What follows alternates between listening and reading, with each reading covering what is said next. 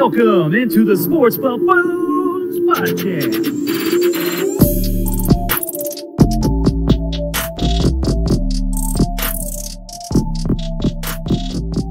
Let's get it rolling once again. Welcome on in to the Sports Buffoons. We got the full clan here back again. It is Tanner Dawson and JG. Welcome on in, brothers. What's going on, guys? What's up, guys? Now, as you can see from the front here, maybe you can't see actually, we have our little Chiefs logo down here. We are now sitting at 4-1 on the season. We got our loss out of the way for the moment, and it was not pretty at all. I mean, let's be honest. That was a tough game to watch and deal with and sit through, especially the amount of pressure they were getting on Patrick Mahomes throughout the game, as well as some of the bad calls from the referees. So it just in general was not our day, and it's okay. I mean, we're now 28-3 against the AFC West for the last few years, like the last 5 years, I believe. So we've lost 3 games, big deal. We'll be okay, I think. So as far as this game, guys, we just watched this past week, what about it stood out to you? What do you think the Chiefs need to improve on now that we know what our weaknesses are and what we need to do to fix them? Yeah, for me, it's just the penalties. I mean, this reminded me a little bit about that Tampa Bay versus Chicago game.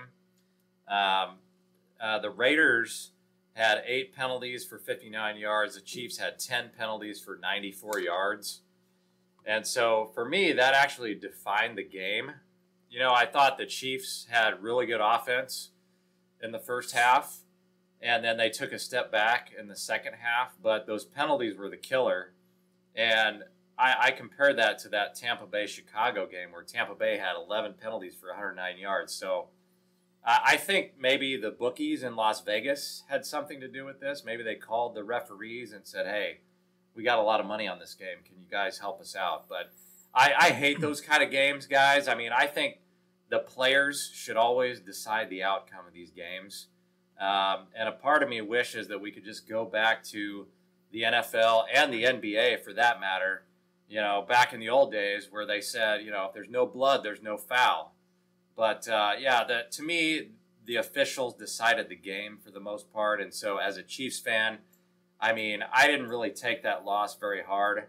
I mean, you knew they were going to lose a game at some point, and I'm just glad that we got that first loss out of the way early, especially since we won, like, so many games in a row. Yeah, 13 in a row. So it was an irritating game for sure. I mean, like I said, with the penalty situation, and for me, it had a lot to do with just the defense. I mean, the defense was just out there, like, physically, but you could tell mentally they were not there, and Josh Jacobs ran all over us too. So, Tanner, what stood out to you about the game? So there's a couple keys to why we lost this game, right? So we had no pass rush, right? So Frank Clark was not a factor in this game like he was the past few games.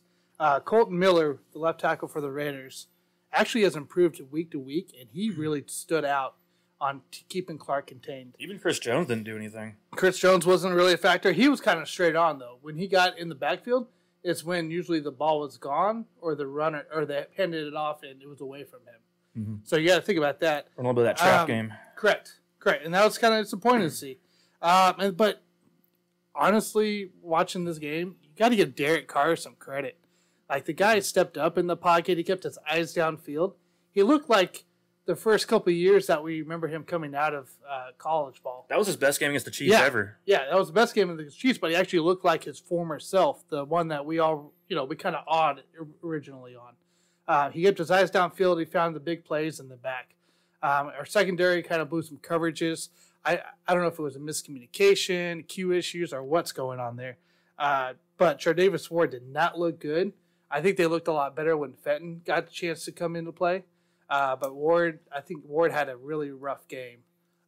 Just overall, he was part of 3 touchdowns. 2 of them he gave up himself. He got benched at one point during the game, as a matter of fact. Right, that's when Rashad Fenton came into play. And Fenton's a good player. He's proven himself quite a bit. And I think if anyone who really stood out over that game, I thought Fenton still stood out again and played really well in this game. And even though that one catch from Henry Ruggs, where I think it was like 50-yard play down the field, he had great coverage. It was just a great play by Ruggs on that route. So yeah, and you got to think too, right? So not just on the defensive side we struggled, we also struggled on the offensive side, not getting the points. Mitchell Schwartz continues to struggle this year. Which is so weird. He never struggles. He didn't allow a sack all last year. Got hurt, in the playoffs, Super Bowl or whatever it was, late season, and it's like he's not his former self right at all this year. And even his brother on Twitter still tries to stand up for him, but I'm like, Jeff, come on, man. This is getting hard. Mitchell's not playing well this year. It's like he's our Eric Fisher of last year right now. And Fisher's irritating as well sometimes too. So, but you also got to think we lost Kaliki Osamili, which he is huge. He was a great mauler. He was the guy who actually helped our run game out tremendously. From what I heard, he tore both net tendons in both knees on that play, which is that's just tough. Yeah, if you watch it, it's kind of nasty. You can kind of see both legs buckle. Just go down. And then we lost Sammy Watkins as well, which we're all probably not really surprised on. But that does leave room for possible Demarcus Robinson coming more into play. No, let's not do that. Let's not do Demarcus Robinson. I like the fact that we might actually see more Brian Pringle in this. Mm-hmm. I'm kind of excited about that part. Yeah, I don't understand this, though. All week long, I've been hearing a lot of slander about Mecole Hardman and people comparing Mecole Hardman to DK Metcalf because we chose Hardman at 63. Metcalf went the pick right after that. And people are forgetting, like, the reason why we even took Mecole Hardman in the first place, I believe, because he was going to be a replacement for Tyreek Hill when he had his ongoing legal troubles going on, whenever he had, still finding himself in trouble with his ex-girlfriend. And so the Chiefs kind of had a figure that maybe they're not even going to have Tyreek Hill anymore, or they have to cut him, or suspension, whatever it may be. And Hardman was going to be the replacement. So they were looking for someone who was a similar speed and size and weight. And DK Metcalf was just a whole other animal and just different from what the Chiefs were looking for at the time. So not to mention, like, Hardman's been a good player for the Chiefs. Like, so I don't understand a lot of the hate that's going on around right now as far as Hardman's ability and the pick that we took and people calling him a bust even. He was a late second-round pick. Come on, guys. That's tough. I mean, it's just all the DK Metcalf hype. That's why it's operating. Right, they're just comparing the two guys, and you just can't do that. They're two completely different players. Completely different. Metcalf is a red zone target. Yeah. And Hardman has been great. I mean, he's been doing exactly what they expected him to do. Yeah, exactly. I totally agree with that. So my biggest worry as far as from this past game against the Raiders is still, like we talked about the offensive line, is that teams are starting to figure out now, just don't blitz Patrick Mahomes, because you can get pressure on us with rushing 3 or 4 guys easily. And that has been an issue. Now that, we have more injuries to the interior line. So teams just know, like, all they got to do is, rush 3 or 4, drop everybody else into coverage, and try to eliminate the plays down the field. You're able to double up on Tyreek in some ways where you put a safety over the top. And I just think it's making it real tough whenever this guy is constantly running around all the time and doesn't have the time to be able to make the right reads and throw downfield. So, yeah, I think the teams in the NFL are starting to figure out what to do against Patrick Mahomes a little bit just because of our offensive line being so weak at the moment. So that's the way I see that. And I thought Pat actually played really well in this past game against the Raiders. So I thought it was a good game from him. It just, we lost 40-32, and it was his actually worst loss of his career. And 8 points. Las Vegas 8 points. is now 1-0 against Kansas City all time. So that's unbelievable. Let's get back to 1-1 in November when we play the Raiders. I think of that as the Sunday Night Football game. That is like November 22nd, I believe. Yeah, aren't you in Las Vegas then? Yes, I will be in Las Vegas for that game. So I cannot wait to hear some crap from the Raiders fans of Las Vegas while I wear my Chiefs stuff loud and proud. So I'll be hearing lots of flack, but I'm ready for it. You guys finally have something worth to talk about. So good for the Raiders fans to have some success there, I guess. Bring it on. So, like, going into this game against the Bills, we just saw lose against the Tennessee Titans on Tuesday. Man, they got killed. The Bills got killed. I mean, we were over here talking about our loss and how it was tough. The Bills looked completely average at best, and the Titans ran all over them. Best game of all time. And Derrick Henry only averaged 3 yards a carry. So Tannehill is out there just balling. So good for him. But as far as this game going on, the Chiefs, Buffalo Bills being played at 4 p.m. Central Time on Monday. So make sure you guys get your half days in at work so that way you can watch the Chiefs game. So what about this game stands out? And also, let's bring up something else here in just a minute. Well, the first thing I'm looking at is the Bills' 29th ranked pass defense. And when I see that, I realize that the Chiefs are not going to have any issues scoring in this game. So my key to the game for Kansas City is to stop Stephon Diggs. And I don't care if you have to double him, whatever you have to do. You just got to stop him or slow him down a little bit. Key for the Bills, we keep hearing that Josh Allen is playing at a MVP level. So he's an MVP candidate. So he's obviously out to prove that in this next game. But for the Bills, you just got to try to keep Mahomes off the field and establish the running game. That's fair. I similar to myself as well. By the way, I don't like the fact that we're playing at 4 p.m. I hate it. on a freaking Monday. Yeah. Like, I'm going in early so I can get off. Because I want to watch the game. They don't want to overlap the other game on Monday night. But so, in theory, what I think about this, too, is the Falcons and Green Bay I think their franchises were really upset that the fact that Kansas City and New England overlapped them and almost took away their primetime spotlight. So, that's my theory in it all, why it's 4 p.m.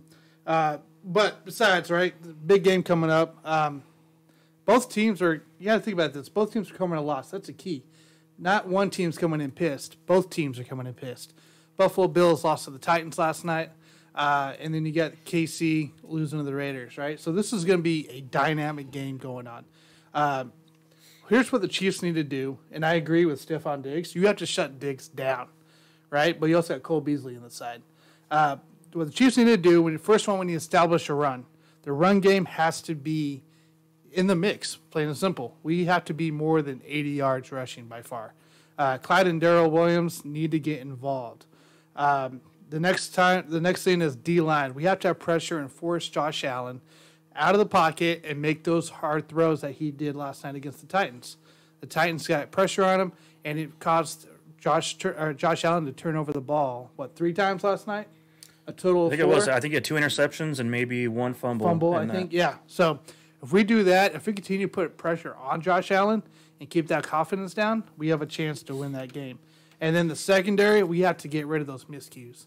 We have to know who we're covering. We got Stephon Diggs, Cole Beasley, John Brown, I think, will be back. Those 3 guys you have to watch out for, and they can make plays on our secondary. Yeah, did you guys see what Brandon Marshall was saying, actually, recently about the Chiefs? I mean, the guy's such a hater. Oh, my God. But is this the one where they're overrated? Yeah, he's talking about overrated. Oh, who's your favorite in the AFC to go to the Super Bowl? He starts naming off. Oh, of course the Ravens. Who we just beat Pittsburgh 3 weeks ago. And then he did mention Pittsburgh, and he also mentioned the Browns, and he mentioned I think the Titans even or something like that. Like, are you kidding me, dude? Like the guy, and he's go. Oh, he said the Chiefs defense has been trash for the last many years. Besides 3-2.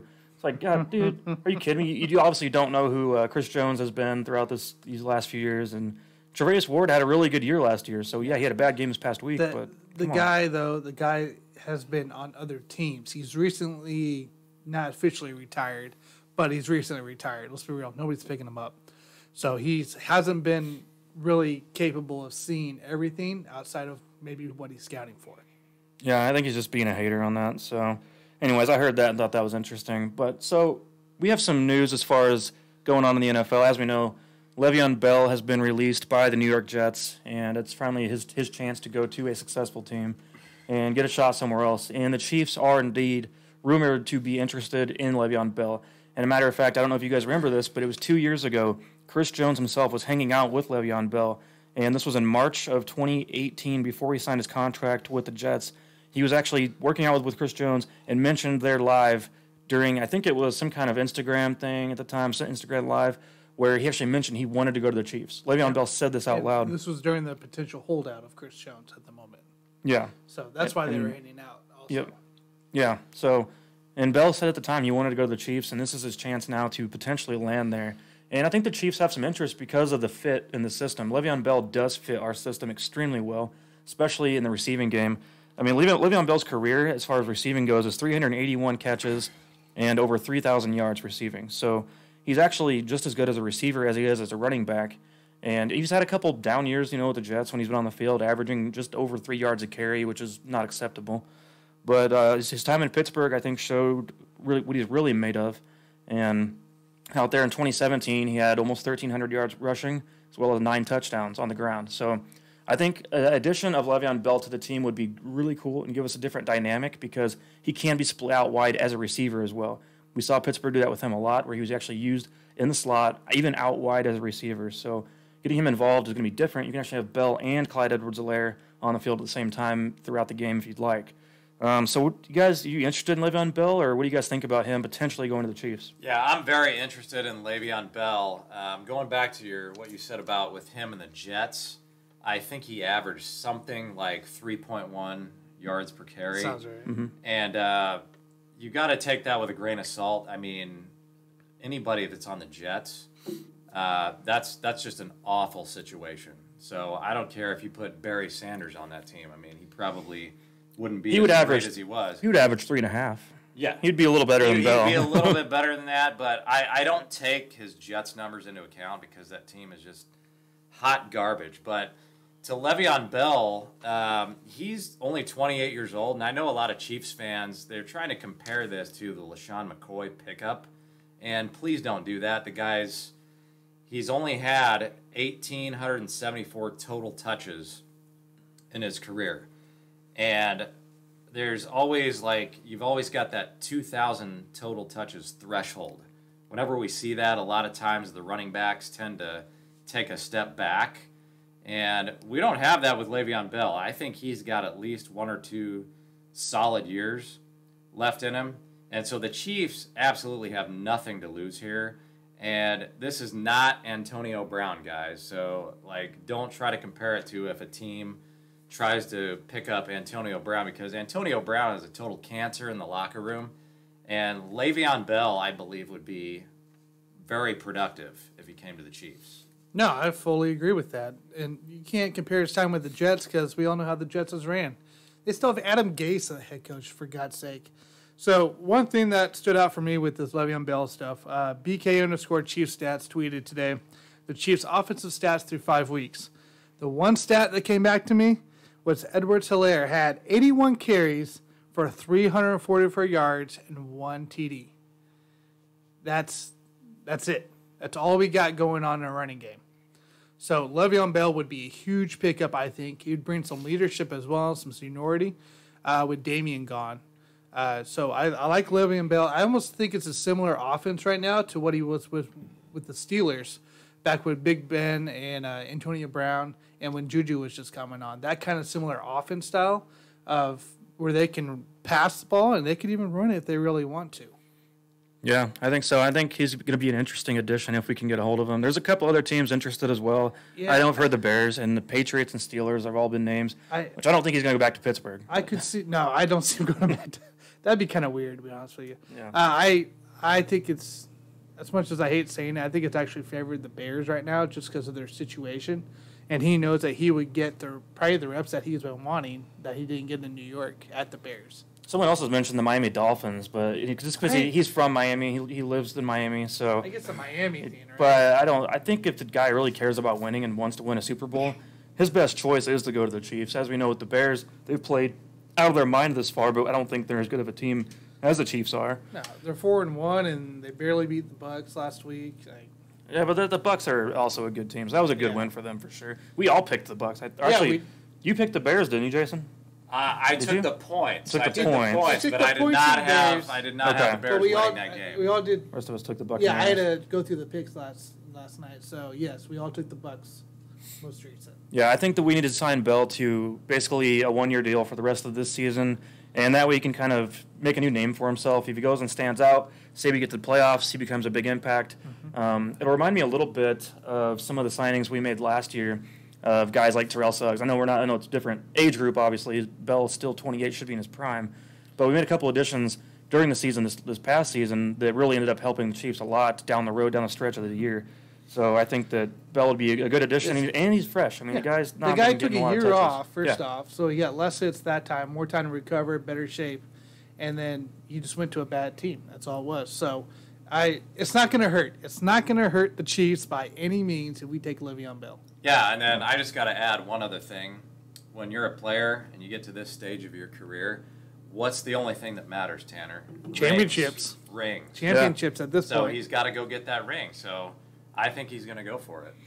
Yeah, I sure hope so. We will find out pretty soon about Le'Veon Bell, as a matter of fact. So definitely stay tuned in to the news of Bell because he's going to be getting signed pretty quickly. So I don't know about you guys, but after that loss to the Raiders, though, I was not in a happy mood. I ended up going for a jog just to take my mind off of it. You know, I forgot what a loss felt like, as a matter of fact, as a Chiefs fan. after 13 victories in a row.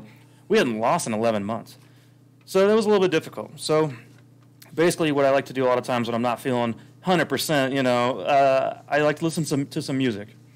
And I like to go back to some of my roots of some young childhood music that I like.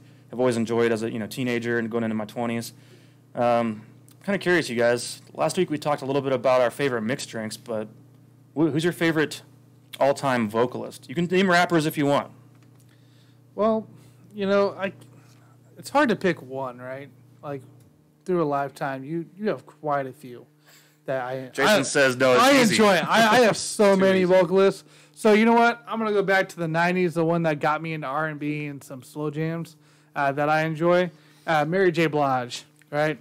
She's a 8-time multi-platinum worldwide sales, 9 Grammys, 4 music awards, 12 billboards. She's also the first person to be nominated for writing her own song and acting. Man, she's had so many hits. She's continuing to make music today. She's been on since '92. So it's just smooth sounds, and she has really a lot of good duets with a lot of people. Yeah, I mean, I couldn't do the rapper. I mean, rap is definitely my favorite genre. I stayed away from it. But favorite vocalist, I got to go with Chris Cornell of Audio Slave. And I think for him, it's just the way that his voice sounds. And I'm not saying that he's the greatest vocalist of all time, but we all have, one particular voice that we can really connect to, and those voices that really draw us into their music. And for me, that was always Chris Cornell. Yeah, it's hard for me too to even think about my absolute favorite, because I have so many different genres of music, and you guys know music means everything to me. And if I have to really think about my favorite in metal, I can do that. Favorite in rock, I can do that. Favorite in pop, even, I could probably think of somebody. But I think the best vocalist of all time, in my opinion, is Brent Smith from Shinedown. I love he's got a very soulful and passionate voice, hits all the notes amazingly, just incredible. But if I have to actually say my favorite that's got me into metal from the beginning was Chad Gray from Mudvayne, just because he was able to do so much vocally with his screams and highs and lows, and there's a song called Happy where he's got a lot of higher notes where he does those great ones, and then he's got a lot of growls in there. So those are my two favorites of all time for sure. It's hard for me to name one, but I did meet Chad Gray. I think I've told you guys before. I met him at Price Chopper of all places downtown. And he's with the whole band. I just came up to him and talked to him for a few minutes. That was pretty cool. So whenever you have a good experience with one of your favorite people as well, that helps maintain your love and passion for what that guy's always given you from, an emotional perspective vocally. So, yeah, I mean, I was kind of curious, and I did not expect you to say Mary J. Blige, Tanner. I know, I probably threw you guys off. Yeah. I really do. I got a lot of those surprised by that. guys I enjoy the music of. I'm a big R&B slow jams guy, so. I thought Jason was going to say T-Pain or something. No, if I would have gone hip-hop and R&B, it definitely would have been Kanye West, although he's not running for president, which is very disappointing. Vote Kanye. You're going to vote Kanye? Oh, yeah, dude, vote Kanye. Write him in. I bet he would appreciate that. Well, okay, we talked a little bit about the Chiefs, and I don't know, does this 4-1 record now make you guys kind of question the potential of their season going to the Super Bowl again, back-to-back, their whole run-it-back thing that they're pushing? I don't know. Does it knock it off? Because right now, I think we all believe this whole season the Chiefs are going to do it again. After this, are we still believing that? What do you guys think about the Super Bowl going forward? Yeah, I mean, for me in the AFC, the Chiefs are going to be the prohibitive favorite to win the whole thing until somebody knocks them off. I only look at the NFC, and I've got either Seattle or Green Bay, and I can't make a final decision on that yet because these guys have played a lot of trash teams so far. So the Packers have the Bucs coming up this week, so they will obviously be tested, and then Seattle's got Arizona coming up next week, so we're gonna know a little bit more about those two teams in the near future, but right now I can't make my pick between Seattle and Green Bay. I do believe it's going to be one of those teams in the Super Bowl. That's fair. So, Mike, going back to your statement, do we pick undefeated teams, right? So are the undefeated teams the ones supposed to be there, right? You want the unbeaten ones. I don't think it'll be the unbeaten ones. I don't. Like Steelers, Titans right now. It's temporary. They're undefeated right now, but no one. It's happened twice in the history of the NFL. Yeah, you're not gonna. And they both lost in the playoffs at some point. Well, the Dolphins didn't. That's what I'm referring to. But New England. That's yeah, right. I was thinking New lost England. the Super Bowl, but it's like no, undefeated's irrelevant right now. So, or do you go MVP potentials? Right. I think that's actually debatable, just because I like Seattle. I like what they're offering right now. Because Pat Mahomes right now is not MVP material, according to everybody. Well, he's got 15 touchdowns and 1 interception. So, all right. So big unveil for me. I'm more certain than Jason here. It is going to be KC Chiefs versus the Green Bay Packers. And why the Packers? Why the Chiefs? Right. First off, the Chiefs are the biggest threat in the AFC still. Yes, we finally got our loss out of the way. You know what? It feels damn good to get it out of the way. I didn't want to go undefeated anyways. That just puts more pressure on everybody. It adds some drama to the season, right? It makes it a little more fun, you know? Sometimes we're like little girls. We need some drama in our life to be excited. It's like the Chargers in the game, and then they lose in the end. Like we're like that boyfriend that always treats you really, really well, and you get sick of him. You're just like, no, he's just so nice to me all the time. No, now the boyfriend goes, I'm about to pull back on this girl right here, and now we're like, wait a minute, Chiefs. No, come back. Right, exactly. We have something to talk about, right? So I knew that we would get a loss midseason by a bad team, and I called it out in one of our old podcasts as well. And Oakland just ended up being that team. That's fine. We'll be good through the bye week at least. Guys, we also have the easiest schedule going out to the playoffs, which sure doesn't necessarily help us in battle testing, but it also helps us hopefully keep players healthy and some confidence and chemistry gaining on that. And finally, guys, we have players of the names of Patrick Mahomes, Tyrann Mathieu, Chris Jones, and Tyreek Hill. Need I say more for the Chiefs? And maybe Le'Veon Bell. And maybe Le'Veon Bell. And maybe Antonio Brown. That's pushing it on that one. That ain't gonna happen. Let's be real. That's pushing it on that one a little bit. Green Bay Packers, guys. It's not even a thing, dude. Packers are so far ahead of the Seattle right now. Packers dominated the Vikings. My Vikings upset almost came true until the very last second of the game last week, where Seattle did pull it out. Now Russell Wilson's great; he's playing tremendous. But man, that team has some challenges ahead of it. And Aaron Rodgers is also playing with practice squad wide receivers right now, with Devontae being hurt in and out. Rodgers looks good. Oh man, like he's making these players. I don't even know half their names anymore. He's starting to remind me of 2011 Rodgers. You guys remember that season? And I feel like he adapted to that offense, and there's a lot more chemistry and confidence within that offense between him and Matt LaFleur. So I could see that continues. And Aaron Jones, guys, they have a running game. Did you guys know that? They got a running game. So I'm so excited for the running game. Aaron Jones is just killing it. He has 4 TDs. He has 93.5 yards average per game right now. The guy is blowing up when he is playing. So, and then they have 7 different receivers above 14 targets. So Aaron Rodgers is passing all over the damn place. And they're averaging more than 9 yards per catch. So, he's throwing downfield. And their defense they're playing all right. They're playing decent enough, I think, to win a championship, right? So they have 2 picks, 990 yards. But, man, they are killing also in time possession of the opponents getting off the field. They're not letting the opponents get those third down, those long quarters like Oakland did against us. So, plain and simple, Green Bay Chiefs, like just what it's looking like right now. Now, pending injuries could always affect it, but I don't see Seattle. I see maybe a title game, but I don't see Seattle being the team in the the Super Bowl this year. The way Green Bay's playing, they just dominated. Yeah, I think we're going to have to possibly on the next show flip a coin to see which one of these 2 teams is going to be in the Super Bowl because, I mean, like I said, they both have weak schedules in the first 4 games, so we don't really know these 2 teams yet. So I want to see a little bit more before I make my prediction. Yeah, we'll continue to see we'll maybe have a Week 10 touch base on it. So you're avoiding any Super Bowl thoughts so far, Jason? Is that what you're saying? Oh, you just put me on the spot. I'm going to take Seattle. I'll take Seattle. I have no problem with that pick. Seattle to win? No, Seattle to lose to the Chiefs. Okay. Yeah, I like either one of those, actually. That'd be a fun game to watch. Packers or Seattle, I could see that happening for sure. And the Chiefs obviously got to get it, a little bit more together, obviously. the AFC is pretty weak, but we're probably going to see the Ravens again. And they're going to come back, and they're going to be pissed because they're 0-3 versus Patrick Mahomes. And, of course, don't be surprised, too, if we see the Titans or Steelers again, too. I can see them jumping in, upsetting the Ravens again in the playoff game. Titans are normally a team every year. They go 9-7. Right now they're 4-0, and they're looking like they're going to surpass that and go 11-5, 12-4 maybe. As long as Big Ben stays healthy, Steelers are definitely going to be in the mix. Yeah, and they have a good defense. They have an athletic defense over there in Pittsburgh, so that's another team to watch. AFC's got some issues, but I don't think we're necessarily head and shoulders above everybody. I think we're above everybody, but not by far. So. No, I don't think there's a huge. We're gonna have to work for sure to make it. Not like the NFC.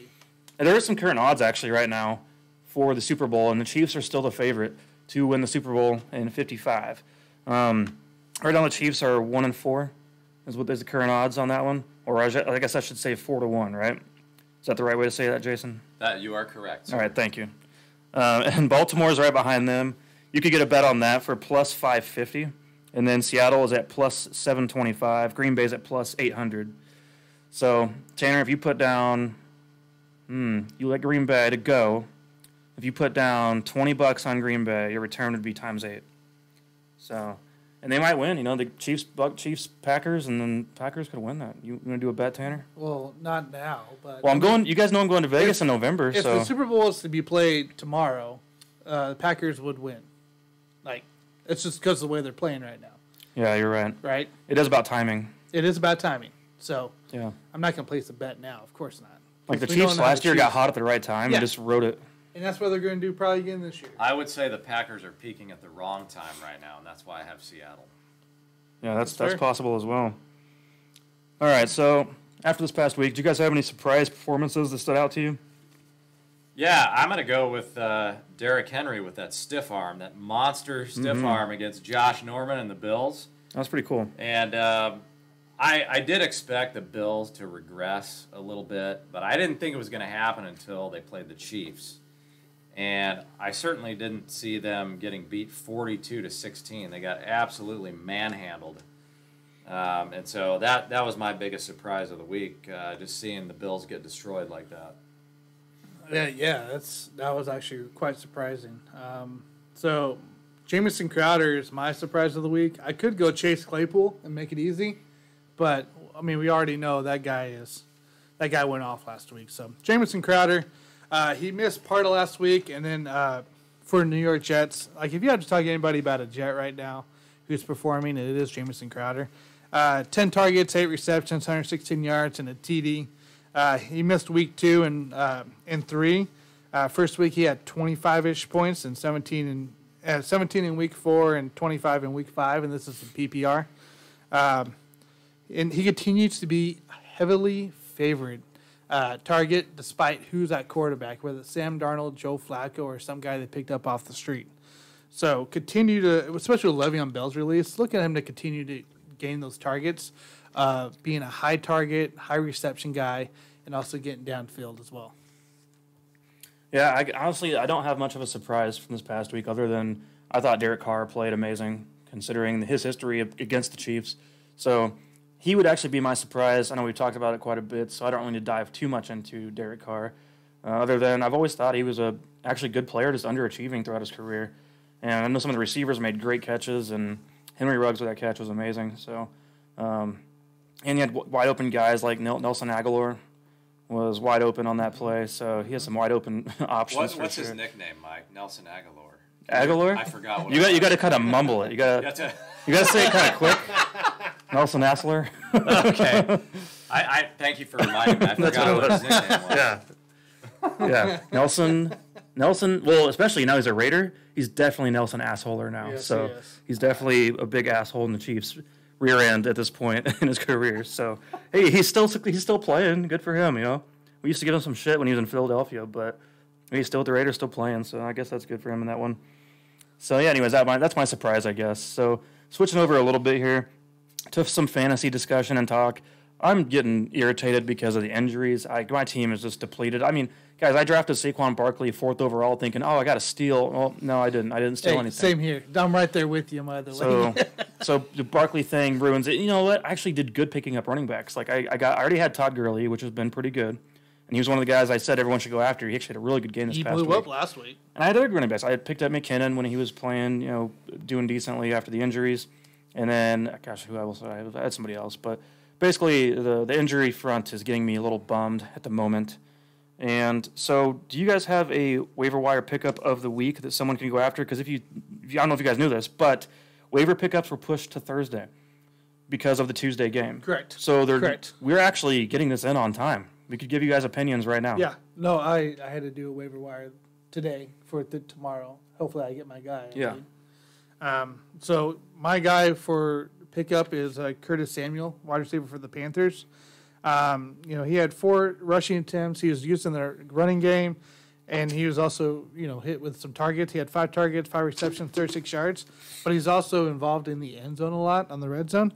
So he won't get you monster points every game, but he is still heavily involved in the offense. He does play, I believe, the percentage was about 72 or 75% of the snaps. But he is somebody with if you have a guy on bye week and you're in a deep league, he is somebody you might look at to get you maybe 8-10 points or so, especially with Chicago, New Orleans, and the Atlanta Falcons coming up on their schedule. Okay, so I've got 3 quick ones for you guys. I've got Chase Claypool. He absolutely exploded for 4 touchdowns and should have had a 5th, I believe, that got called back because of a penalty. This guy runs a 4.2 40. He's 6'4". So if you need a wideout, go get Chase Claypool. Another guy that's only 43% owned in Yahoo right now is Alexander Madison. And Dalvin Cook is injured, so I'm expecting a monster game for Madison versus Atlanta this week. And then if anybody's desperate for a quarterback, go out and get Andy Dalton, because the Dallas defense is just god-awful. And they have great weapons. And they are going to be throwing the ball. And, yeah, like you said, Andy Dalton, these are the best weapons that he's ever had in his career. Mm-hmm. And he's already got that playoff experience.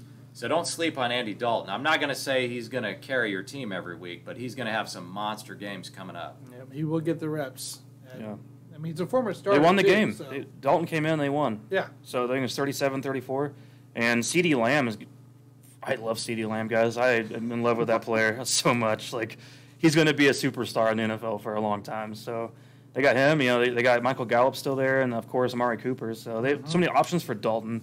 Like, that's the ultimate pickup right now is Andy Dalton. So if you have the number 1 spot waiver-wise in your league, or even if he's still there for any reason, just go get him. That's the number 1 guy you want to get for a quarterback. Like, even if I already had, like, a really good quarterback, say I already had Wilson or, anybody else, I just don't want anyone getting Andy Dalton right now. But he's also going to fill in for the bye week at least, so. What if you already had Carson Wentz? Is that good enough? Should I still go after? Just go with Carson Wentz then. You don't know. You're good. You're safe with Carson Wentz for sure. I just want to make sure I'm asking the right questions. Yeah, you're safe with Carson Wentz. You don't need to go on Andy Dalton then. You're good. Well, okay. I do have one guy. I don't know. I'm not big on this one, so don't definitely get him. He's owned in 34% of Yahoo leagues, so he's already owned in a good portion of them. Normally, I try to tell you guys like Mo Alley Cox, who was only owned in it was 9% of leagues back then when I said that. So mine this time, actually, my only fantasy early one is this. Being on a beach right now, sipping on a Monaco. This is a mango peach. So I'd like to have a Monaco with Christian Kirk, actually, as my pickup of the week. I think he's on the rise right now in Arizona. So he had 7 targets this past week. He's had back-to-back weeks where he had 10 points and 12 points in PPR formats. So I definitely see a trend anyway going for him in his favor because he is a good player. He's just in an offense now that has Hopkins, which steals all the attention. Because, gosh, they were force-feeding Hopkins. Hopkins is just blowing up. Oh, yeah. I think he's on pace right now to set the catch record if he continues at the rate he's on right now. So, and that was just put into that catch record was just set recently. It was like 148 or something like that is what it's at. For Michael Thomas set the record. Michael Thomas, that's right. I was trying to think who it was. Michael Thomas set the record, and I think that Hopkins is on pace to get really close to getting that possibly. So, still one of my favorite receivers and best hands in the league. So I'm a big fan of him. Which kind of amazes me because DeAndre Hopkins played with some bad QBs that kind of also force-fed him the ball. So early on, yeah. Yeah, when he was with Houston. So Tom Savage was one, Oh, gosh. So Kyler Murray's proven himself so far. Yeah. He's proven me wrong. I was kind of against Kyler Murray. He's played really good. Yeah, he has. He really has. Well, boys, can we jump into it? Let's tell me. I'm sick. I've been asking you all week to tell me this. So what is guys, our record? I went through yesterday during the Bills-Titans game and got our results for the pick'ems each week. So, I mean, do you guys want to break down by week real quick? Does that help? Is this an extreme thing where like someone was way off one week? I mean, it actually was kind of entertaining to see it bounce back and forth. I just want the accuracy. Who has the highest winning percentage? All right, so we did fail to do week 1. Please note that. I also took into account that you did not get a point if you did not pick a team in the picks. Just so you know, if you did not pick a team, you did Tanner, not get a why? point. Okay, look. So if I took the points, then I don't get credit No, for it. Is that what you're saying? Jason, you were fine. It was Mike. Okay. Yes, Mike because missed like it was an picks. assumption. No, it was an You missed 3 to assumed. 4 picks. So You're going to dock because it was an assumed pick? Yeah, no, not a stupid pick. No, assumed is what I'm saying. No, you didn't even assume the pick. Yes, that's why I just was like, oh, this is such an easy pick. I'm not even going to. It didn't make sense, so it didn't count. Okay, so you guys want like third place to last? Like what Just tell me the full records. I would have known the full win-loss. All right, I just got total wins for you. So for Jason, he leads us with 43 total picks for the wins. Mike, you had 40. Now, do you feel like I'm in the middle? Do you think I'm like below you? Where you were at? Yeah. I mean, okay, because you docked me on that BS. You had But 3 I will picks. give you 41. Okay, well, I had 42, so I am in the middle. So Mike is currently in last place. And you took away 4 of my games? I took you away 3 of your games. So then I'm probably tied You with didn't Jason. pick anything. I didn't need to because it was assumed. It was back and forth. It was Jason game- it and was- I each picked a different team in those picks. Yeah, it was games that I already assumed, oh, it was such an easy no. pick. Let's go with it. You got to select people, dude. So Mike is totally last Is this place. like not writing your name on the paper kind Yeah, of deal, and then you exactly. get docked You get for not 0 writing your points. name on the paper? The So, test. so yeah, you get 0 points. But that was entertaining. So I thought what was interesting going through here, I just want to note real quick, is week 2, you and Jason tied with 13 each, and I was 10. Week 3, Jason, you guys tied again with 8, and I had 11. Week 4 was we were all about within 1 of each other, 10, 11, 12.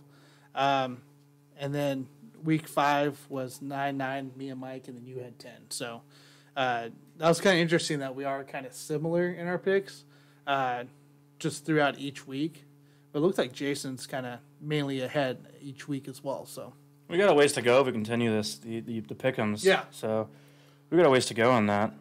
I mean, we got to do those today even. We got to get onto those in a minute. we do got pick'ems today. So I Yeah, just so thought we, that was we do entertaining. actually have only one professional handicapper in this group, and I'll let you guys decide by the end of the year which one it is. Well, Jason does always give you the points, so that is always He beneficial. might be talking about the bets during pick'ems. I don't know. That's fine. Actually, we need to dig into that because I have something I did a solo on about a month ago that I need to go revise and take a look at because I told you guys back then you should be taking the away team until the NFL can figure out their whole issue and taking the over as well, for sure. And I don't know how that's played out. I haven't really dug into it as much because, I looked at the situation at hand, gave you guys my opinion on that and how to make some money, and I don't know. I need to go back and look at that over time the last few weeks and see how that's panned out because I think this year in particular in 2020, you had to redo your entire strategy about how you bet on the NFL games. And I definitely was gearing you guys towards taking more of the away team as well as taking the over. So I think the over I've definitely been correct about. Yeah, for sure. I think so too. On that. All right, guys, we doing our pick'ems then? Do it. Let's do the pick'ems. Yay! This is my chance for a comeback because I don't like hearing that I'm in third place currently. All because I didn't pick. Last. Yeah, not for long, Tanner. NFL, not for long. NFL week 1 or week Week 1. 6, game 1, week 6. That is. Redoing the picks real quick, guys. Yeah, we never did week 1. No. That's my chance to come back and who get some remembers picks what. correctly. So, all right, we're gonna go kick it off. We have a bunch of noon games to go through, by the way. So at least for us sitting at home waiting for the Chiefs Monday, Sunday we're gonna have a lot to look forward to. I personally won't because I'll be busy with my work. But we got the Houston Texans going against the Tennessee Titans first. I'm going to go ahead and answer first, Tanner, so you guys hold on. Yes, will you please? So that pick way a I team? give my pick. I want to hear. I don't want to a miss my team pick for you guys. My pick on this one is definitely the Titans because I think they can control the ball better, and they lead the NFL in turnover ratio with +8.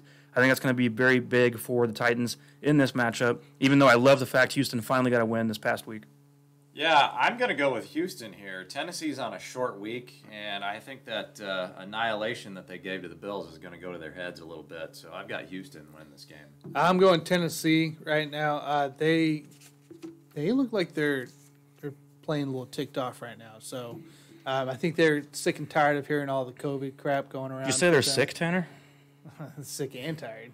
No, they look. I think COVID maybe special powers. Right. I mean, I've never. They're the first ever team to come back from COVID and just destroy an undefeated Bills team. Maybe it makes you feel better. I don't know. I like the Titans in this one. Just the way they're playing. All right. After that, we got the Cincinnati Bengals and the Indianapolis Colts. The Colts are frustrating right now for sure, but I will go with the Colts in this one for myself. Yeah, I'm going to go with the Colts to win the game, but I do want you guys to take the points on this one. Indianapolis gave up 32 points to the Browns last week, so their defense is struggling a little bit. They are -8, so I would love to take Cincinnati in the points here. This is my upset game of the week, boys. So we're looking at Cincinnati Bengals winning this one. I have not been impressed with Phillip Rivers at quarterback. He should have won last week. He should have won a couple other games before. I just don't like the way the Colts are looking on offense, so I'm going to dock them for that. And we're going to go Cincinnati in this one, guys. Yeah, I wonder what's up with the Rivers situation right now. I don't really get that. He should be playing better than he is. I couldn't pinpoint it. Hey, I still said he's going to go less than 10 interceptions. He's only at 3 so far. So, I mean, he might still finish the last, but he's only got 4 touchdowns. That's the problem. He's not putting points on the board. After that, we got a pretty good game, actually, I think. This is going to be more fun than what it looks like on paper, but we got the Atlanta Falcons going to Minnesota Vikings. This is going to be an interesting game for sure. I'm going to go Atlanta Falcons on this one. I like, if they can get on a rhythm, get on a roll, they don't have talent to where they can win games. So I'm going to go with the Falcons here. Yeah, both defenses are not good. The Falcons obviously fired their coach. I'm going to take the Vikings here just to establish that running game with Alexander Madison. Yeah, I'm going Minnesota as well. I don't know. I'm just upset. Julio's always game time decision. Will he play? Will he not play? He's a difference maker in that offense. I assume he'll play again this week, or he will play this week, but who knows? Another game time decision with a hamstring. So I'm going to go Minnesota, though. There's the fire team right now. That's where I get my edge, you guys. I got to go opposite of you. That's how I come back. All right. We got Denver at New England. That should be an interesting game. I think Drew Lock is going to be returning this possible week. Yeah, I've heard he is throwing with a lot of zip in his arm, so his arm does seem to be healthy at this point, so I do see him coming back this week against the Patriots. But I will go with the Patriots in this game. I just feel like they're the better team overall, better coached, and better situation. And as long as Cam Newton's back, that is, I got to go with the Patriots. Can I put that as an asterisk, Tanner? No. I definitely got to go. I didn't count Jesus as an asterisk, so. No. Which one? Galladay with the Lions. I didn't even That's check. A receiver. That's replaceable. Yeah, I didn't even check to see if he was playing. Quarterbacks. No, it's not an asterisk. Pick a team. I'm going with the Patriots and Cam Newton. All right. Okay, so go ahead. I'm going to go with the Patriots as well, and my only reasoning is that Melvin Gordon III might still be hammered by the time this game kicks off. And that's really the only reason you need. That's going to cause a lot of drama in the locker room, and I don't think Denver's going to be able to get past that. I'm going with New England. He was sent home today. Yeah, did he call Uber or a Lyft? He's still hammered. He never calls Uber. Okay. No, they're talking about letting him play. Serious? Yeah, they haven't ruled him out yet. That's Denver for you. I'm going Patriots. Cam Newton should be back. We all know it's a different team with Cam Newton in there, so I'm not too worried about Drew Lock returning or not. All right, after that, we got Washington football team against the New York Giants. Couple turds right there. But I'm going to go with the Giants on this game. What? Yeah, I'm going with the Giants to get a victory here. Yeah, that's unfortunate because I actually have this as my easy money bet of the week, guys. We need a button. I am never trusting the New York Giants offense, especially when they are favored by 3 points. Take Washington in the points. That's my easy money bet of the week. Yes, Washington, by far. Even though they were close with Dallas, no faith. No faith in the Giants. They scored 10 points last week. No faith in the Giants. It's Either way, I don't like either of those teams. They're both bad. It's awful. All right, after that, we got Baltimore against Philadelphia. With the blitz-happy Baltimore going against Wentz in Philadelphia, then that offensive line and everything, that situation, definitely Baltimore. That's not even a question. Yeah, and I actually like the points in this game, 7.5. I think Baltimore's easily going to cover that. The offense and defense looks much better since they played the Chiefs. Yeah, there's not much explanation needed. Baltimore. All right, after that, we got the Cleveland Browns going at Pittsburgh. The 4-1 Cleveland Browns, by the way. Good for them. I'm happy to see them winning games, especially because of that run game. Kareem Hunt going to get in a full workload for a while. So Pittsburgh has also looked really good at the same time, too. So this is a tough one. This is a tough one for the AFC North, and I will go with Pittsburgh on this one, though. Yeah, I'm going to take Cleveland. I don't want any part of betting on this game, but I am going to pick the Browns. They're playing very well. I'm going Pittsburgh Steelers in this one. Yeah, sure. I think this is a big game for each team right now. This is playoff could have some playoff with it. So I'm going Pittsburgh. Big Ben. All right. So after that, we got Chicago and Carolina at Carolina. This is kind of a tough one, but I'm going to go with Carolina on this one. I like the way Teddy's playing right now. Teddy had a really good game last week. So I think he's getting on a good pace with the Panthers, so I'm going Carolina at home. Yeah, I mean, Teddy Bridgewater and the Carolina Panthers are just really hot right now, but my theory is that they can't stay hot forever. Also, you got Nick Foles on the other side singing that song by T-Pain, All I Do Is Win, and so I'm going with the Bears. Did you guys realize we haven't had to mention McCaffrey with him being injured and the difficulty for Nope, Carolina? it hasn't been difficult at all. That's the best part about it. They plugged in at what is it? Davis. Mike Davis, and he's taken over the role, especially as a receiving back. Yeah, it's Now, not to say that McCaffrey is not a good player, because McCaffrey's amazing. It could be a whole new level when he's back. So I'm going Teddy on this one, Carolina. All right, after that, we got the Detroit Lions at Jacksonville. This is probably my least interesting game of the week for myself, but I will go with Detroit on this one. So that's what I'm. Yeah, this is a garbage game. I'll just take Jacksonville just because I don't think Detroit's been doing a good job protecting Matthew Stafford. I'm going Detroit on this one. I think Detroit lost some closer games than Jacksonville has, so it'll be Detroit. All right, after that, we got the New York Jets going against the Miami Dolphins. I like Miami a lot on this one because I do not like the Jets at all. Yeah, I don't know if the Jets are even going to win a game this year, so I'm going to go with Miami. Fitzmagic. I think both New York teams won't win a game, so I'm going Dolphins. All right, then we have one of the games of the week, I believe, because we're going to see an old Aaron Rodgers versus Tom Brady matchup. That's going to be awesome to see.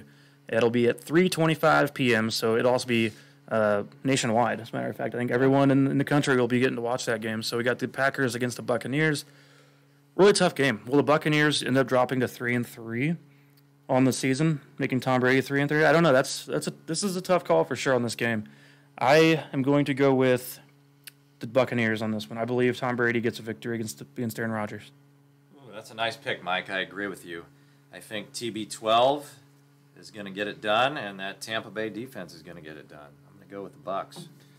Green Bay is going to destroy the Buccaneers and make them look silly.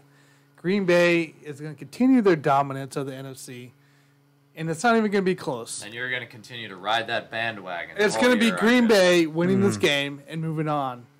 If you're that confident about it, it seems like you think the Packers will actually win against the Chiefs in the Super Bowl. I'm just saying, if it played tomorrow, Green Bay would win. Well, they play on Sunday, so... You know what I freaking mean. Yeah. All right. Then we have the Los Angeles Rams for Sunday Night Football going to play San Francisco 49ers.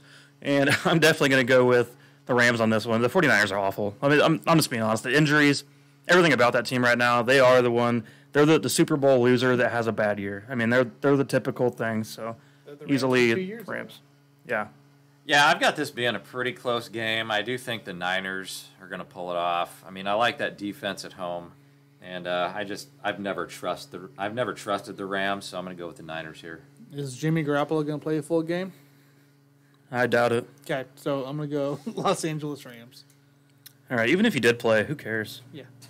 We'll see what he played last No. week like. I'm not a Garoppolo fan, honestly. I think he's in the bottom 16 of quarterbacks in the NFL that are starters. So, and I've thought that for a long time, so that's nothing new. But after that, we finally got our Monday matchups of the week. I'm going to go ahead and skip over one of them real quick. Let's go jump to the night game, Arizona at Dallas. And this is a tough one as well. Both teams are weird. I don't really know how to describe. Dallas is irritating as hell, but Arizona is looking really good too. I think it's been another high-scoring game. I'm not sure what the over-under is, but if we have that, we need to find that sometime quickly because I would definitely go with the over on that game. I'm going to go with the Arizona Cardinals on this game to get a victory against Dallas and Andy Dalton. Yep, so you got the Cardinals favored by 2.5. I'm going to take the Cowboys in this. Like I said earlier, Dalton's got the best weapons of his career, and I think he's going to pull this off. Cardinals, I think, will win. I still not. You want the over-under on that game? It is 54.5. You got it? Okay. 54.5 points. I go the over on that game. I just think both teams with the defense situation. Over as well, yeah. Dallas has a horrible defense right now. I still think Arizona pulls it out, but I think it'll definitely be over. I would definitely take the over as well. That's a solid bet. Yeah, and then, okay, let's talk real quick. We already did a little bit. Chiefs and Bills. What's your official pick? I'm going to pick the Chiefs. Chiefs. Yeah, I've got the Chiefs, and they're going to cover this. What is the actual spread right now? They're -3. -3 favored. Okay. Yeah, I hope it happens. Good teams win. Great teams cover. Yeah, and when's the last time we lost 2 games in a row? It's been a while. Probably 2 years ago or something like that. 2 or 3. Yeah, I mean, I think it was the back Bills, with Alex Smith at least. The way the Bills lost to the Titans was pretty rough, but yeah. I don't know. I envision if the Chiefs lose, we have a lot more to talk about then. But And this is my game of the week as well. So I just think the Bills, coming That'll off be a fun. loss each, Josh Allen versus Pat Mahomes again, or Patrick Mahomes. we'll see some this time. downfield passing, I think. Yeah, you're going to see a lot of downfield passing on this one. So I have one thing I want to bring up with you guys real quick. I actually just got texted with a friend. Todd asked me just now. He's got the number 2 waiver priority in his fantasy league. And he goes, fire it on Chase Claypool, and how much waiver bucks would you spend on Chase Claypool if he's available in your league? So basically he's asking if you have the number 2 waiver priority, do you do it on him? I mean, he's already got good receivers on his team. I've talked to him before about it, but is Claypool someone you need to pick up if he's there? I think so. I would say so. 4 touchdowns? He's getting majority of the targets from Big Ben. Yeah, I'd go for it. Yeah, the guy is super fast, and I think they had one guy that was injured, and even if that guy comes back from injury, Claypool is going to take a lot of reps going forward, and so obviously you want to get him. I don't care how much money you have to spend on that waiver pick, you got to get this guy. Yeah. Yeah, the waiver bucks thing is interesting because we don't run our league that way with the whole money situation, because you do have to basically, it's almost like auction setting, where you got to put up a certain dollar amount because you have so much over the course. I think it's like $100, right, for the whole season. And so when you buy in to try to get a player that's available, it's whoever put in the most money to pick him up is who ends up winning the player, basically. So basically, you have $100 essentially for the whole season. $100 for the whole season. Yeah. So if he puts in, let's say this is like a $15 pickup, then he loses that 15 if he does add Claypool, but. Then again, if he doesn't, then he gets his money back at least. But that's the way that kind of works on those kind of deals. So I'll have to respond to him here in a minute and go from there on that. I think you should pick him up no matter what, though. Do you guys have any final takes of the day or any thoughts about what's going on in the sports world? I know you guys want to talk about NBA. Go for it. Yeah. So who's the GOAT now, Tanner? Do you have any opinion on that? No, it hasn't changed. But that's the way the way he played. The way he continues to play and the way he will play for the next 5 years. It's going to be a conversation piece each year. Yeah, absolutely. All I would say is that, Kobe had that 3-peat and Kobe's got 5 championships. So if LeBron can get one more, he's going to be on Kobe's level for sure. If him and AD stick it out too, you can think of what they can do together and how many they made. You might be able to go back to back to back even this late in his career. So yeah, I mean, the only thing that bothers me with AD is obviously his injury history, and then you got all these teams. I mean, it's not just the Clippers that are going to come back pissed off next year. You're going to have the Bucks that could potentially add a piece in free agency, and the team to look out for is going to be the Golden State Warriors. Splash Brothers are back. So they're back. Don't forget they got Andrew Wiggins, and that guy's a scoring machine. So there's going to be a lot of question marks going into the season next year, and I've heard speculation that they're not going to start the season until Martin Luther King Day, and I think that's a great idea. Give these guys their 4 months off that they usually get, and start it over in February. But there's going to be a lot of teams gunning for that title next year, and so I don't think that we can just go ahead and hand it to the Lakers for a repeat. Nah, you can't do that, so I agree. Well, you guys, I got one more thing to say before we log off here, but Bob Fesco had a tweet a few minutes ago just saying that Bell is expected to decide tonight or tomorrow morning where he will sign, and it is between the Chiefs and 4 other teams, so stay tuned on that. And another account, actually 2 minutes ago, let us all know that Le'Veon Bell is expected to sign with the Chiefs. However, his official announcement is expected tomorrow, per multiple reports. So there was Kansas City and 4 other teams in the running for Bell, and I definitely expect that to be announced sometime soon. So let's hope that we can, get a piece of Le'Veon Bell and see how that plays out, I should say, in Kansas City. Yeah, if we actually get him, I could see it as being a 50-50 split in the backfield, and I think Bell is actually going to be a monster. And honestly, if we pull off that deal, I mean, if we pick up Le'Veon Bell and the Chiefs stay healthy the rest of the season, I know that's a lot of ifs, but it's just not going to be fair, guys. I mean, if we get Le'Veon Bell, it's not going to be fair for the rest of the league. Well, to speak about Le'Veon again, right, just a quick touch base, Darwin Thompson was tweeting out some weird stuff today on Twitter. So that makes me think almost that this has been a locked-in deal since this morning, and then they're just waiting to make it official because today was the official release day for Le'Veon. Yeah. He couldn't quite do it today or during the day today. But Darwin Thompson, the way he was tweeting about, sounds like he could probably be released and Le'Veon might be on. Yep, so it's not official, but you did hear it here first. Although it might be official by the time our podcast comes out at 7 a.m. because I think it's definitely going to be announced tomorrow morning. And, yeah, I'm looking through right now, and I'm seeing lots of people talking Le'Veon Bell and the Chiefs. And I've already expected that today just from things I was hearing. So I'm excited. We'll see how it goes, and I'm glad we got a chance to talk about him a little bit before the actual signing happens. So, all right, you guys, thank you so much for joining. Give us a follow on Twitter. We're getting close to 200 followers on Twitter. I know to some of you that seems like nothing, but give us a follow at Sports Buffoons, and every time we hit a new milestone of an extra 100, we will give you guys a shout-out on our show right away, kicking off our show. So we're like 6 away from 200, so if you can give us a follow, you will be, for our 200th follower, then you guys will get a shout-out on our podcast. And also give us a follow on Twitch as well at Sports Buffoons 15. So any other plugs you guys want to name as far as giving us a follow? Yeah, make sure you follow us on youtube.com/sportsbuffoons, guys. Look us up here. You can always catch the podcast there, including our Twitch video for the next day. All right, you guys, have a wonderful weekend. Enjoy some Le'Veon Bell talk throughout the day on Thursday here. And I guess enjoy the fall weather coming in. Yeah, getting a little chilly, I suppose. Shout out to Limitless. Right. Limitless Brewing Company. Go check them out. Thanks, guys. We are out. See you guys. See you on the next one.